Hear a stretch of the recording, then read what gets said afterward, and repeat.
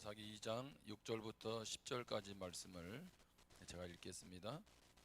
전에 여호수아가 백성을 보내매 이스라엘 자손이 각기 그들의 기업으로 가서 땅을 차지하였고, 백성이 여호수아가 사는 날 동안과 여호수아 뒤에 생존한 장로들 곧 여호와께서 이스라엘을 위하여 행하신 모든 큰 일을 본 자들이 사는 날 동안에 여호와를 섬겼더라.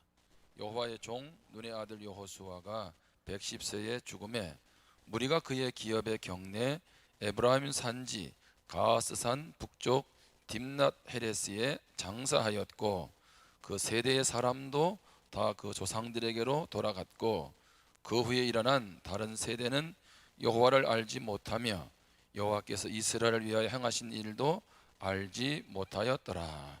아멘. 한번 따라해 보실래요? 감사는 과정이다. 아멘. 우리는 이제 결과를 보고 좋다 이렇게 하는데, 물론 결과를 통해서도 감사해야 되지만 삶의 순간순간 우리는 감사해야죠. 저희 말씀을 먼저 드리냐면, 우리가 리모델링이 지금 진행되고 있잖아요. 말이 리모델링이지 제가 볼 때는 건축이에요. 그렇죠? 뼈대만 두고 다 하고 있는 그런 상황인데, 여러분 이렇게 변화되는 걸 보니까 좋지 않으세요? 좋으시죠? 경상도 스타일로 가만히 계시면 안 되고 이렇게 만면에 미소를 지어야 되는데 지금 마스크를 끼고 있어가지고 어떻든 여러분이 이제 계속 진행되는 가운데 또 하나님 앞에 특별히 주어진 건물들을 통해서 또 수고하는 분들을 통해서 하나님 앞에 감사할 수 있기를 바랍니다. 여러분, 우리 사회는요 평범한 변화가 아니라 급격한 변화가 이루어지고 있습니다.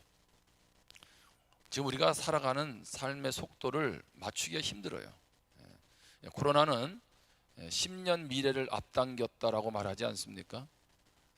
지금 오늘을 사는 데가 이미 10년을 앞당겨 산다는 것은 엄청난 혼란을 겪지 않을 수가 없다는 거죠. 여러분, 그런데 이 21세기의 이 급격한 변화라고 하는 것은 단순히 코로나 때문만은 아니라는 거죠. 프란시스 쉐퍼 박사는 뭐라 그랬냐면 19세기입니다. 지금 21세기인데 19세기에서 20세기로 넘어오면서 절망의 선을 넘어섰다라고 말합니다. 참 충격적인 말이에요. 절망의 선을 넘어섰다.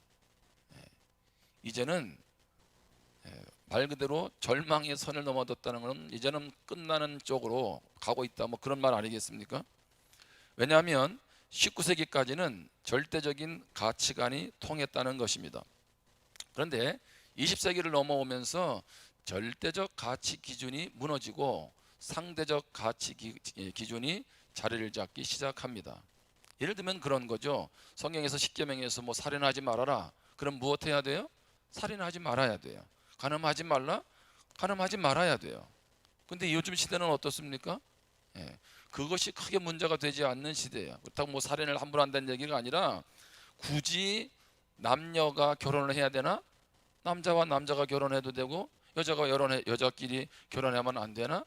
무슨 얘기입니까? 가치관이 지금 혼돈되어 있는 그런 상황이라는 얘기죠.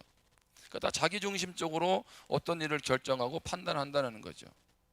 여러분, 그것은 앞으로 사회가 어떻게 될지를 우리가 예측해 볼 수 있는 그런 상황입니다. 여러분, 기독교 가치는 무슨 가치입니까? 절대적 가치예요. 상황에 따라서 이렇게 하고 저렇게 하는 것이 아니라는 거예요. 여러분, 자, 우리가 예수님이 나의 구원자라는 걸 떠나서도요, 여러분은 예수 믿으셔야 돼. 특별히 여기 오늘 자녀를 두고 있는 부모님들은요, 더 예수님 믿어야 되고요, 자녀들 더 열심히 교회에 보내야 됩니다. 왜요? 절대적 기준을, 가치를 가르치는 곳은 교회밖에 없어요. 옛날 어르신들이나 어떤 그런 고전적인 가르침을 주지, 어느 곳에서 지금 이런 가르침이 교회를 떠나서 지금 일어나고 있느냐는 겁니다.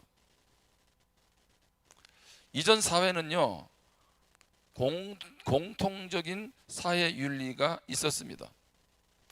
그러니까 예를 들면 우리가 밥을 먹을 때 식구라는 얘기를 하죠. 대가족을 전제하는 거 아니겠어요? 많은 식구들이. 근데 요즘에는 다 뿔뿔이 흩어져서 식사를 하잖아요.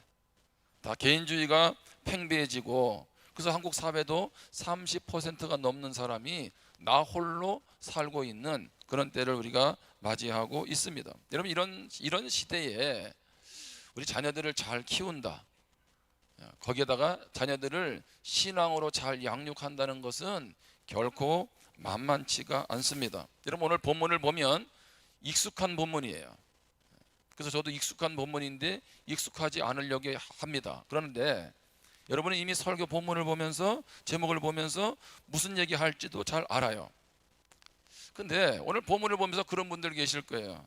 이런 말씀을 들으면, 특별히 다음 세대 자녀들에 대한 신앙 얘기를 하면 부담스러워하고 힘들어하는 분들이 많이 계세요. 왜냐하면 이 자리에 계신 우리 성도님들도 나름대로 자녀들을 신앙으로 잘 세우려고 노력하셨거든요. 애썼단 말이에요.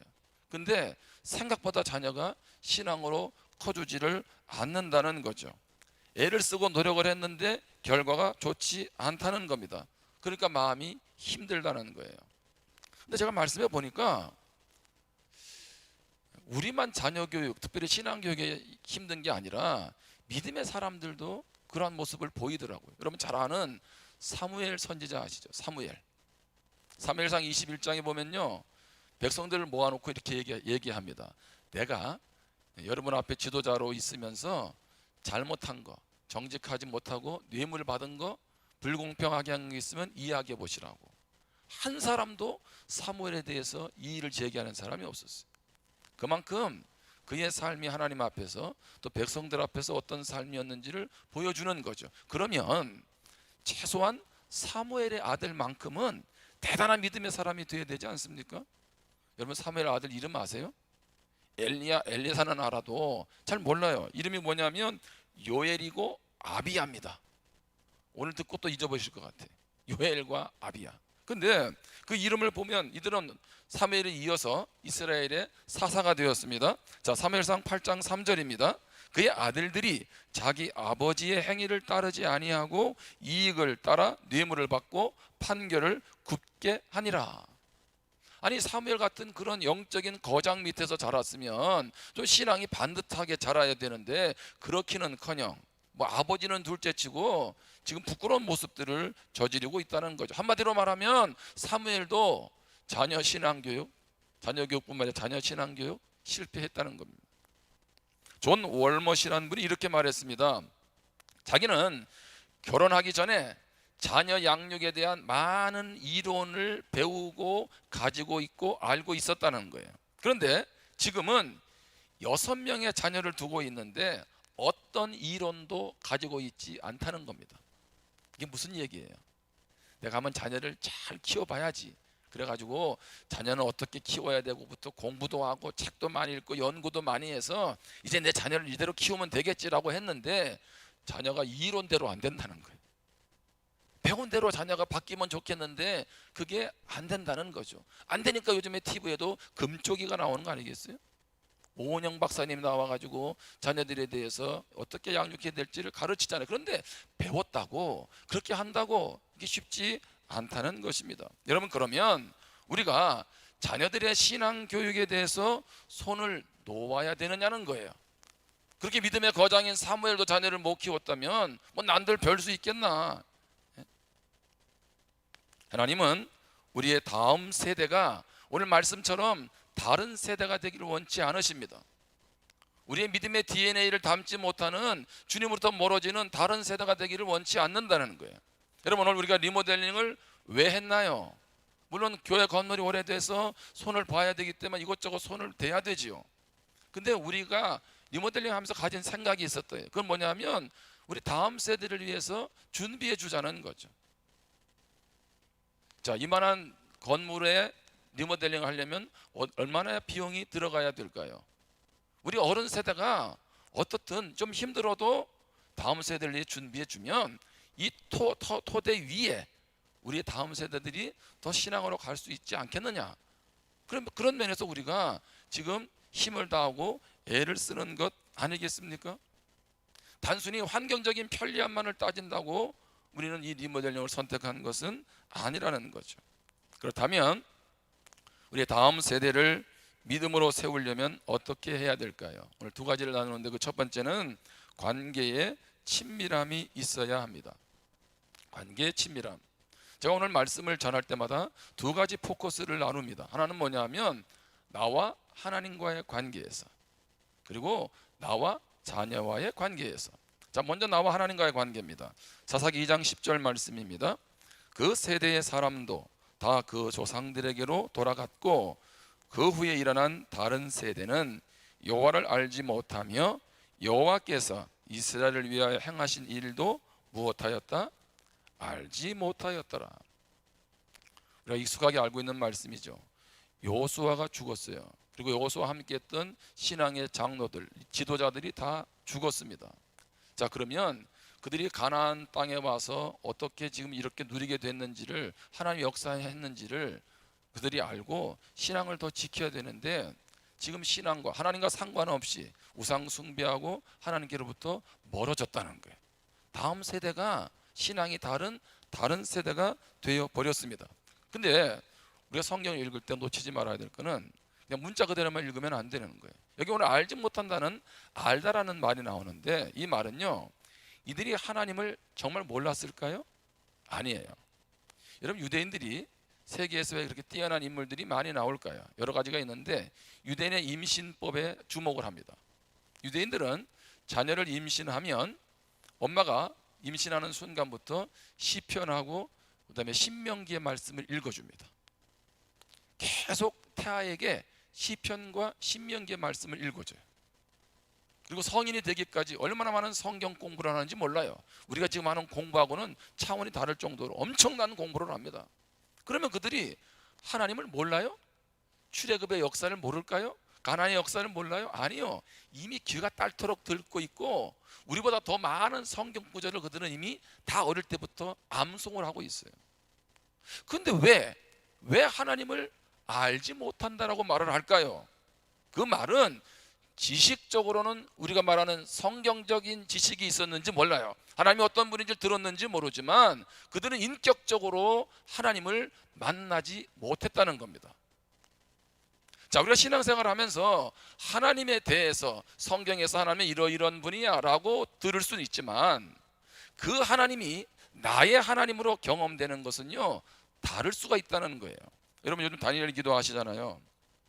자, 두 분의 얘기를 하는데, 한 분은 그 장진숙 작곡가, 셋째 날인가요? 이분이 부산에 있다가 서울로 올라갔잖아요. 근데 이분이 그런 얘기를 해요. 20살 때까지 너무 삶이 힘들었어요. 너무 삶이 힘들어서 그 전까지는 교회를 다녔단 말이에요. 그런데 20살이 돼가지고 하나님 앞에 기도를 했어요. 뭐라고 기도했냐면, 하나님이 내 아버지 맞아요? 아니, 하나님이 내 아버지라며요.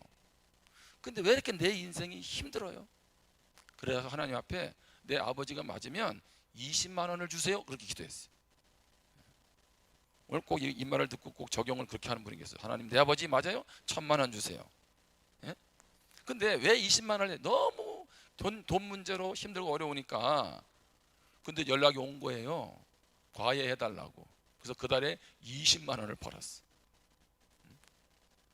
근데 이분이 무슨 얘기를 하냐면, 그동안의 하나님은 저 위에 계시는, 예를 들면 전능하신 하나님, 무소부재하신 하나님, 뭐 이런 하나님으로 생각했던 거죠. 초월적인 하나님으로, 감히 근접할 수 없는 하나님.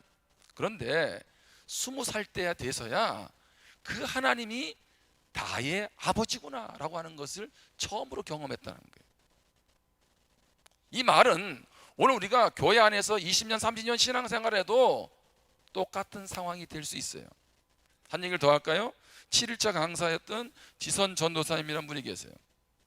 이 전도사님은 아버지가 어머니에 대한 의처증이 있으니까 어머니를 맨날 패는 거예요. 얼마나 이 딸의 입장에서 엄마가 불쌍했겠어요. 그래서 엄마한테 뭐라 그랬냐면, 엄마는 우리 아버지도 모르고 우리도 안 볼 때에 집을 나가라 그랬어요. 그때 엄마가 진짜 집 나갔어요. 집 나가고 두 딸은 이제 아버지가 못 키우니까 큰아버지 집으로 보내버렸어요.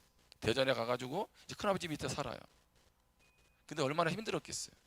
그 큰 집에 가서 사는데 경제적으로 어려웠고, 또 물건 하나 없어지면 항상 이 딸이 지선 전도사님 훔쳐갔다는 얘기를 들으면서 아무튼 힘든 시간을 보냈어요.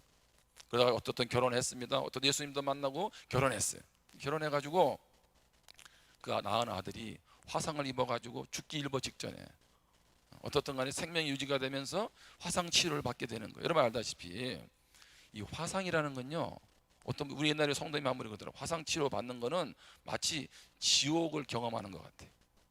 암모니아로 이걸 닦아내면 얼마나 힘들겠어요. 그러니까 엄마 입장에서 그 아들이 얼마나 가슴 아팠겠어요. 예. 근데 아들이 치료를 받고 나서 엄마한테 그러더라는 거예요. 엄마는 너무 마음이 힘들었는데 엄마, 오늘 천사가 4명이서 나를 지켜줬어. 예? 그러니까 엄마 깜짝 놀란 거예요. 그러면서 전사님 뭐라고 얘기하냐면, 엄마도 함께 할 수 없는 그 아들의 아픔의 자리에 주님이 임마누엘 하셨구나. 자기가요 처음으로 그게 느껴졌대요. 여러분 지금 임마누엘이라는 말 오늘 처음 들으세요?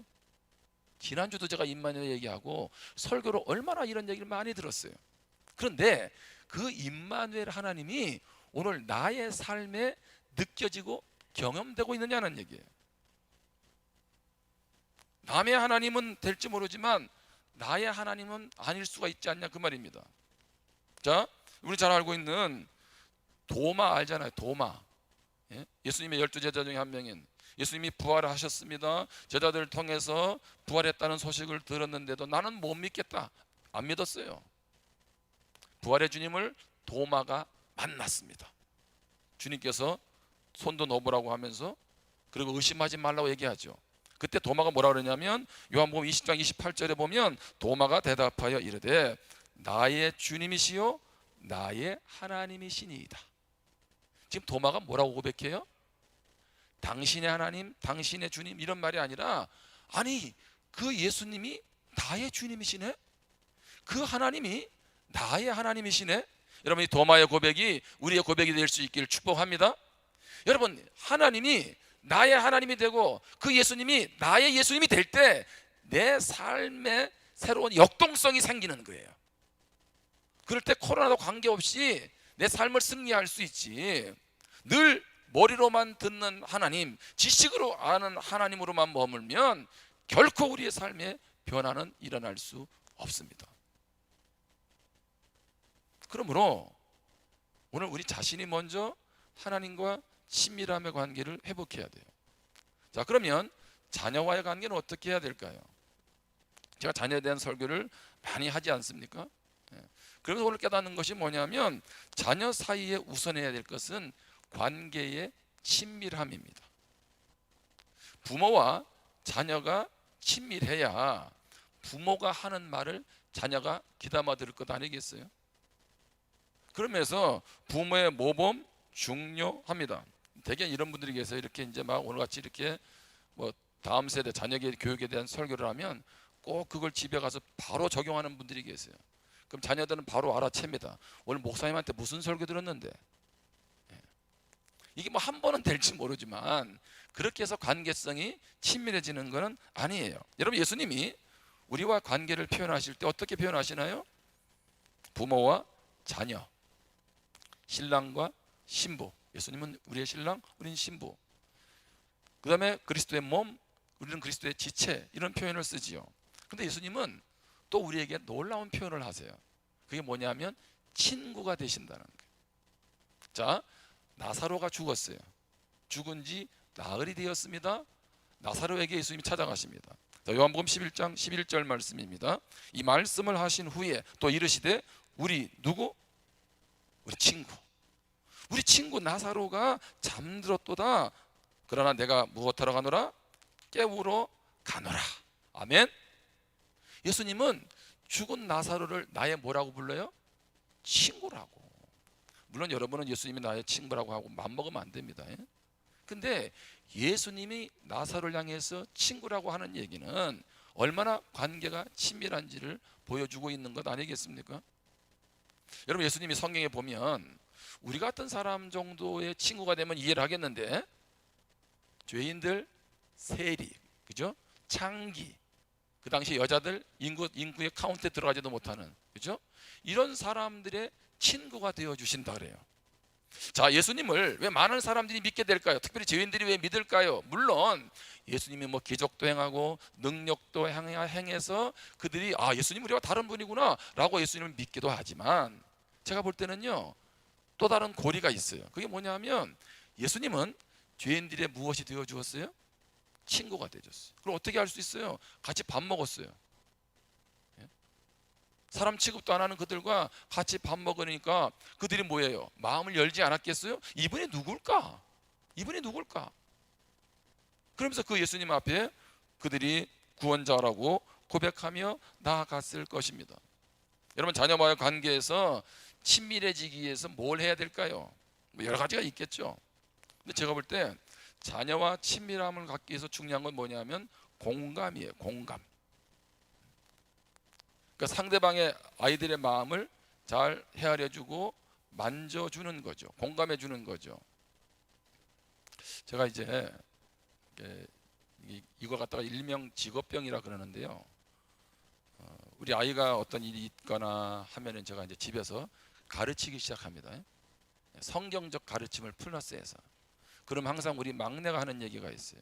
아빠가 오늘 또 교훈하시네 그래. 교훈하시네 하는 순간부터 이게 조금 그런 거예요 이게. 그러니까 나도 모르게요. 아이들이 어떤 상황이 벌어지면 그때마다 뭐 TV를 보면서도 그렇고 그때 교훈을 하려 그래. 가르치려 그래. 물론 그 가르침도 필요하지요. 그런데 여러분, 가르친 게 다 머리에 남나요? 아니요. 그 사랑의 그 고리가 머리에 남고 연결이 되는 거죠. 어제 다니엘에 기도했던 분이 그랬어요. 이 목사님이 동남아에 선교를 갔어요. 선교를 갔는데 선교사니까 삶이 얼마나 열악했겠어요. 자기 돈, 자기 자비량으로 하니까. 그러니까 아이가 3명인데 한 방에서 다 키운 거예요. 근데 하나 큰 딸이 그런 거예요. 아빠, 오늘은 친구 집에 가 잘 거야. 근데 그 친구 집은 아이들이 다 자기 방이 있고 그냥 큰 집이란 말이에요. 그러니까 아버지가 갈등이 안 생기겠어요? 우리 집은 한 방에서 아예 셋이 지금 막 들들 볶으면서 제대로 뭐 잘해주지도 못하고 사는데 얘가 거기 가가지고 스트레스 받고 오면 어떻게 하지? 그러니까 아버지는 그런 마음이 있잖아요. 그런 경우 부모들은 자녀들을 안 보내죠. 하룻밤 자고 온다 하니까. 근데 보냈어요. 근데 얘가 돌아와서 뭐라 그랬냐면, 아빠, 나는 아빠가 최고야. 나는 이 다음에 아빠가 내 옆에 살면 좋겠어. 왜냐하면 아빠가 어떻게 하니까 우리하고 잘 놀아주어서 너무 좋다는 거예요. 이 목사님이 선교 현장에서 그 말을 듣고 화장실에 가서 눈물을 펑펑 쏟았다는 거 아니겠어요? 자기는 제대로 못 해주고 그 열악한 방 한 칸에서 3명 키우고 너무 미안했는데 아이가 그 대골 같은 남의 집 갔다 와서 하는 얘기가 나는 아빠가 좋다는 거예요. 아빠, 나는 결혼해도 나는 아빠 옆에 살고. 왜? 아빠가 놀아줬다는 거죠. 여러분, 지금 뭔가 혼돈하지 마세요. 학원비도 보내줘야 되고 학비도 잘 대줘야 되고 필요한 옷도 사주고 해줘야 되죠. 그런데 그거 한다고 아이들이 행복하나요? 아니요. 어떻게 보면 아이들하고 한번 만져주고 위로의 말 해주는 게, 한번 안아주는 게 그 아이의 인생의 평생을 좌우할 수 있어요. 나는 부모로서 가진 것도 없고 제대로 못 해준다고 여러분 너무 힘들어하지 마세요. 그것만이 자녀를 잘 키우는 것이 아니라는 겁니다. 우리는 자꾸 보여지는 것만 가지고 얘기하는데, 그냥 아이가 힘들어할 때 너 너무 힘들구나 위로 한마디 해줘도요, 아이는요 세상을 넉넉히 이길 수 있습니다. 우리는 지금 뭔가를 착각하며 살지 않는가, 그런 생각이 듭니다. 공감해 줄 때 자녀들은 마음의 문을 엽니다. 이 잔소 목사님이 감사라는 책을 썼어요. 그분이 매주 설교했던 내용이죠. 거기 내용에 보면 홍성태 교수님의 글이 나옵니다. 자, 홍성태 교수님이 세뮤엘 라이보비치라고 하는 유대인 변호사에 대한 글이 거기에 실려 있어요. 어떤 내용이냐면, 이 세뮤엘 라이보비치가, 이 사람은 평생을 무료로 사형수들을 변호해 주었습니다. 그래서 78명의 사형수들이 사형을 받지 않고 감형이 되게 됐어요. 얼마나 좋은 일을 많이 했어요, 그렇죠?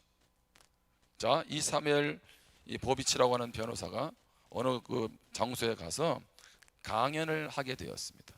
강연을 하면서 이렇게 말했어요. 저는 평생 무료 변호를 통해서 78명의 사형수를 죽음으로부터 건져냈습니다. 그러나 그 어느 누구로부터도 다음 두 단어를 듣지 못했습니다. 그 두 단어는 땡큐입니다. 78명의 사형수를 도와서 사형받지 않도록 그렇게 도와주었으면 그들이 말로라도 감사해야 된다고 표현해야 되는데 78명 중에 한 명도 감사하다고 말을 안 하더라는 거예요.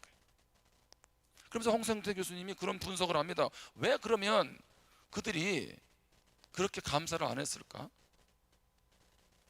극악무도한 살인을 저지른 사람들은 남이 자신을 도와주었다고 고맙다고 느끼지 않는다는 거예요. 이미 마음이 어떻게 해요? 황폐해졌어요. 남을 죽여서 살인 그 사형수가 될 정도면 이미 마음이 다 무너져 있는 거죠. 남이 좀 도와준다고 그거 고마운 마음조차 없다는 거죠. 얼마나 비극입니까? 또 한 가지 얘기를 합니다.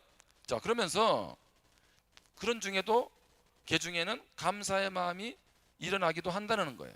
그런데 표현에 익숙하지 못하다는 거죠. 왜요? 성장하면서 공감을 받지 못한 거예요. 사람과 사람의 마음이 어떻게 교류하는지 그것을 배우고 느끼지 못하니까 감사합니다라는 말을 못하는 거예요. 여러분도 감사가 힘드세요? 감사를 못하고 있으세요?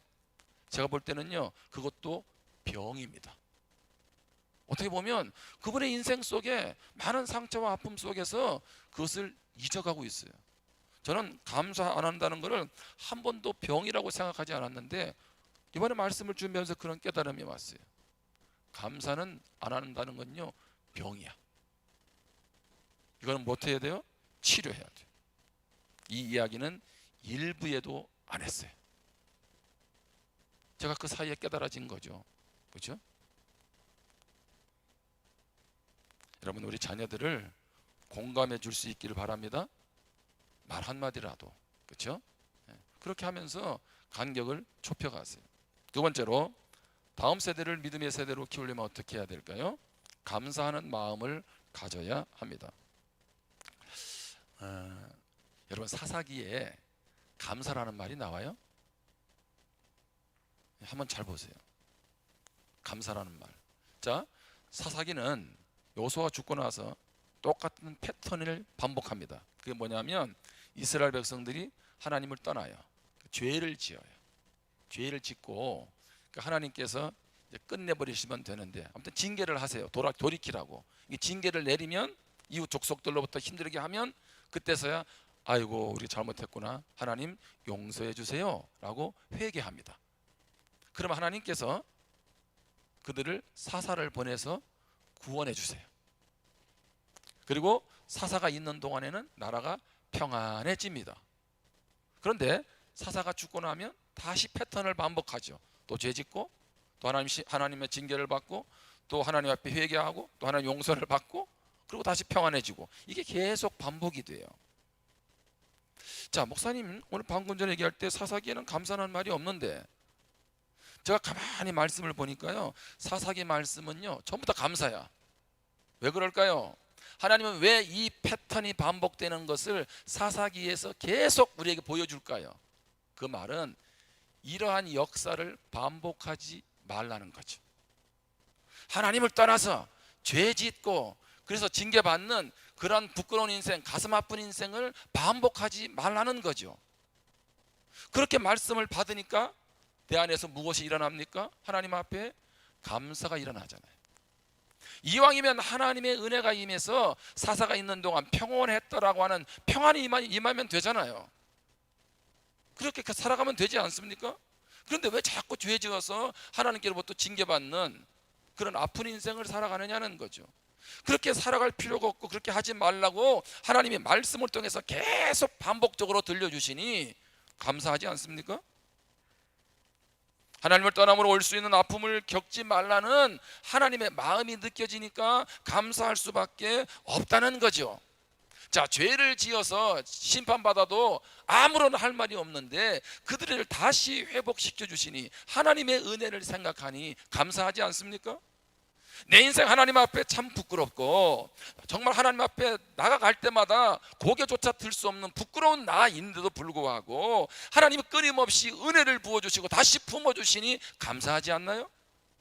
이것이 사사기의 얘기입니까? 아니, 오늘 우리의 이야기입니다. 그렇다면 우리 안에서 무엇을 회복해야 될까요? 감사를 회복해야 합니다. 감사. 우리 안에 그런 감사를 회복하고, 그리고 어떻게 해요? 자녀들을 어떻게 해야 될까요? 첫 번째는 자녀를 감사의 눈으로 바라보라는 거예요.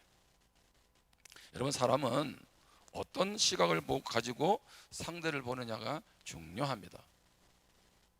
그 사람의 단점은요, 뒤집어서 말하면 무엇이 될 수도 있어요?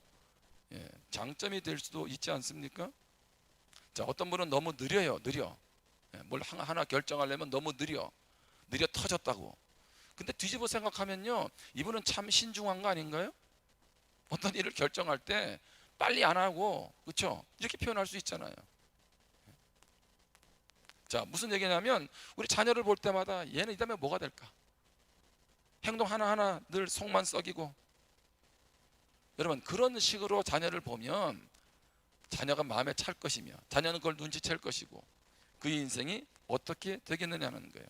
따라합시다. 하나님이 저 아이를 통해서 무엇을 하실까? 기대가 된다. 아멘? 지금 바라볼 때는 이쪽으로 바라보면 전부 다 부정적이야. 이 아이에 대해서 미래가. 그런데 하나님의 눈으로, 감사의 눈으로, 야, 얘는 앞으로 이 다음에 뭘 할까? 예? 그러니까 자녀를 향해서 감사의 관점을 가지고 보라는 얘기죠. 자, 시편 127편 3절입니다. 같이 한번 읽어볼까요? 시작. 보라, 자식들은 태의 열매는 그의 상급이로다. 아멘. 자, 여기 보면 자녀들은 뭐라고 되어 있어요? 여호와의 기업.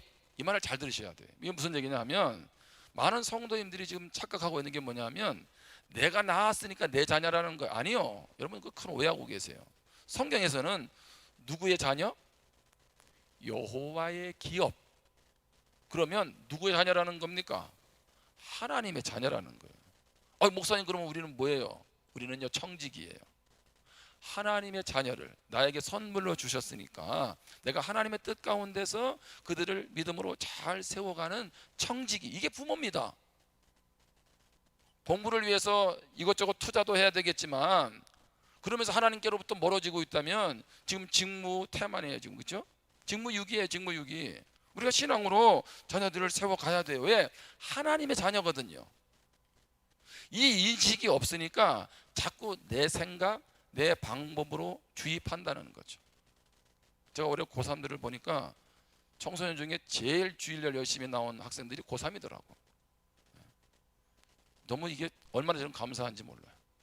되게 고3들은 수능 시험을 본다고 수능 때문에 오던 교회도 고3이 되면 끊고 1년 지나서 오는데, 이 코로나 때 가장 열심히 나온 아이들이 고3이에요. 고3.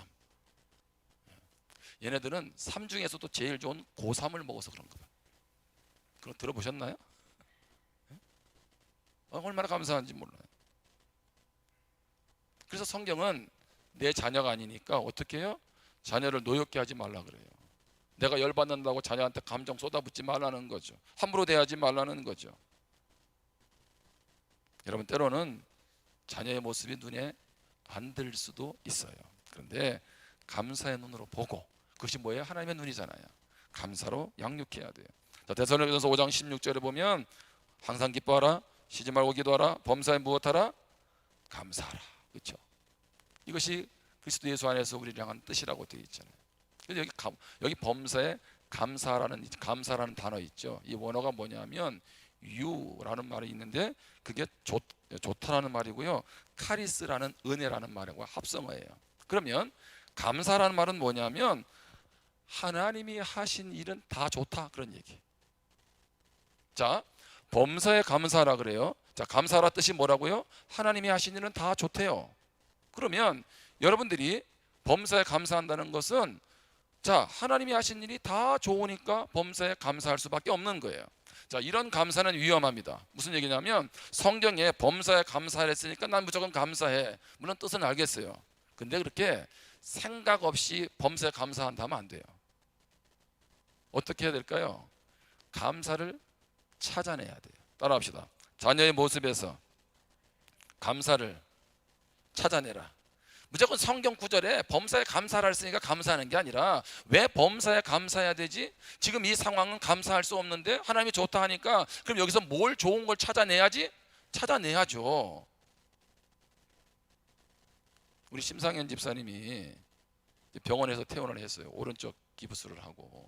어제 제가 잠시 다녀왔어요, 집에. 근데 얼마나 감사하냐면 집사님과 가족들이 전부 다 감사하고 있어요. 우리 교회에서 예배 드리고 가다가 리모델링 중이잖아요. 이제 가다가 세 번째 계단에서 넘어지신 거예요, 밑으로. 예? 그 자녀들이나 집사님이 동일하게 하는 얘기가 뭐냐면 이렇게 굴렀는데 더군다나 겨울에 팔 외에는 아무런 이상이 없어서 감사하다는 거지. 와, 자녀들이 다 믿는 거 아니거든요. 저 얼마나 감사한지 몰라. 자, 의사가 그러는 거예요. 기부스난 곳을 보는데 거기에 구멍이 파여 있다 이렇게. 이게 어른들은 메꿔지려면 시간이 많이 걸린다는 거예요. 아무튼 일주일도 안 됐는데 의사가 깜짝 놀라더라는 거예요. 그 사진을 찍어 가더래. 거기 살이 다 꽉 차 있어가지고. 그래서 얼마나 감사하는지 몰라요. 여러분, 교회 와서 예배드리고 계단에 굴러서 팔 부러지면 그게 감사가 나오나요? 그렇죠? 그런데 생각해 보니까 이게 감사한 거예요, 이게. 예? 그런 하나님의 일들. 여러분, 우리 인생에 어느 누구도 힘들고 어려운 일, 예기치 않은 일들을 겪잖아요. 그때마다 여러분 원망만 할 겁니까? 하나님, 여기서 어떻게 감사해야 될까요? 감사를 무엇해야 돼요? 찾아야 돼요. 이제 한 이야기하고 마무리할게요. 전광 목사님이 감사가 내 인생의 답이다라는 그런 책을 썼습니다. 거기에 보면 미국에서 한인 목회를 하는 안남웅 목사님이 계세요. 이분이 미국 노스캐롤라이나에서 이제 어느 교회 청빙을 가서 이제 목회를 하게 됐습니다. 그런데 이분이 이제 그 노스캐롤라이나에 있는 그 한인 교회를 가는데 그 교회 딱 가니까 그 교회에 왕언니가 계시는 거예요. 왕언니. 감이 잡히세요? 거기에 핵심 멤버 중에 하나인 왕언니 권사님이 계셨어요. 이 왕언니 권사님은 어떤 분이냐? 목사님이 교회 부임하기 전에 3명의 목사를 쫓아낸 분입니다. 그러니까 목사님도 이미 정보를 알지 않겠어요?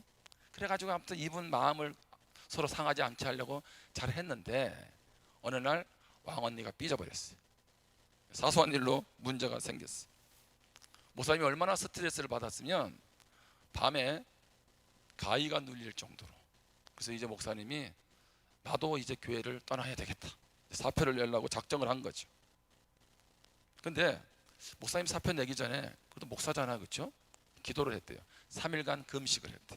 그리고 나서 사표 내야 되겠다고. 하나님 앞에 막 이제 왕언니 그 권사님 때문에 막 기도를 하는데 하나님이 그러시더래요. 너는 왜 일방적으로 미워만 하고 감사할 줄 모르느냐? 너 왜 일방적으로? 여러분, 미워하는 건 뭐예요? 상호적인 면이 있잖아요. 그래서 조금 생각해 보니까 그게 맞는 것 같더라는 거죠. 그래서 목사님이 금식을 하고 나서 결심을 했어요. 그게 뭐냐면 그 왕언니 권사님을 떠오르면서 감사를 쓰기 시작했어요. 무려 3시간 동안 50가지 감사를 적은 거예요. 제가 볼 때 그 목사님은 대단한 분이세요. 그렇잖아요. 그렇게 미운 권사님 감사거리를 다 50가지를 썼어요. 그런데 그렇게 찾아서 감사를 찾는데도 마음에 감사가 안 오고 억지로 그냥 마지못해서 감사를 찾는 자기 모습을 봐서 이제 감사를 쓰는 걸 포기해야 되겠다 이렇게 하고 그냥 아예 그냥 그걸 찢어버리려고 했는데 그런 마음이 들더래요. 이왕 쓴 거 100가지 채워보자. 그래가지고 다시 권사님에 대해서 이제 다 감사한 거를 막 100번까지 쓰기 시작한 거예요.